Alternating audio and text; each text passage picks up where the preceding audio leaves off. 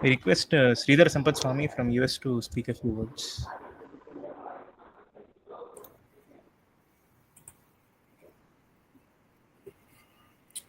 Hariyandasan. Namasadasa.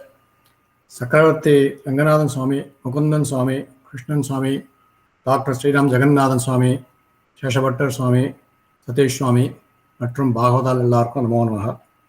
அடியேன் Sridhar Houston யூஎஸ்ஏல இருக்கேனோ.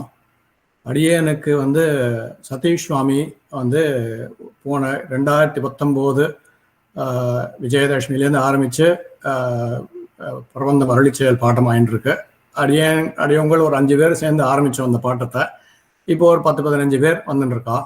இது ஒரு 1.5 வருஷமாக போயின்னு இருக்கு. கொரோனா எதோ இருந்தாலும் அதோட போயின்னு இருக்கு. அது மூலமாக கம்பராஜபுரம் சுவாமியோட பரிச்சயம் கிடைச்சது அந்த ஒரு பாட்டம் மூலமாக. அடியனுக்கு இப்போ தான் சிஷ்யா கம்பராஜபுரம் சுவாமியோட சிஷ்யாலாம் சேவிக்கிற பாக்கியம் கிடைச்சது. நம்ம சதீஷ் சுவாமி மூலமாக அவரை பற்றி நிறைய கேள்விப்பட்டிருக்கேன்.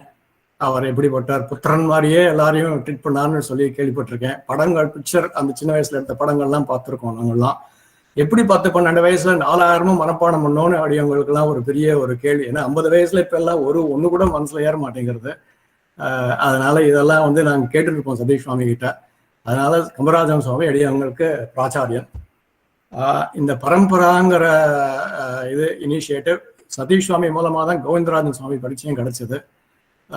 இது ஒரு ஐடியா, அவரை இந்த மாதிரி பண்ண போறேன்னு சரி, ரொம்ப நல்ல விஷயம், எப்படியெல்லாம் அடியவங்க சப்போர்ட் பண்ண முடியும் பண்ணுறோம் அப்படின்னு சொல்லியிருந்தோம்.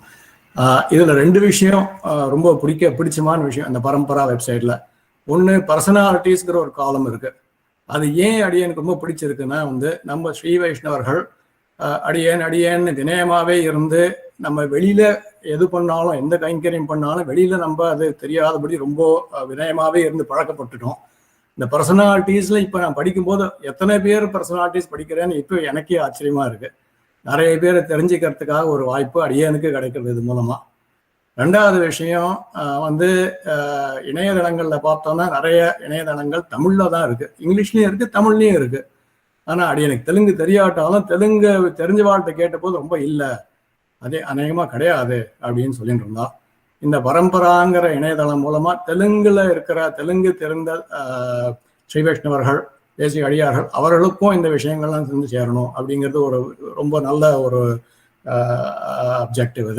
இது 2மே ரொம்ப மனசுக்கு ரொம்ப திருப்தியாக இருக்குது.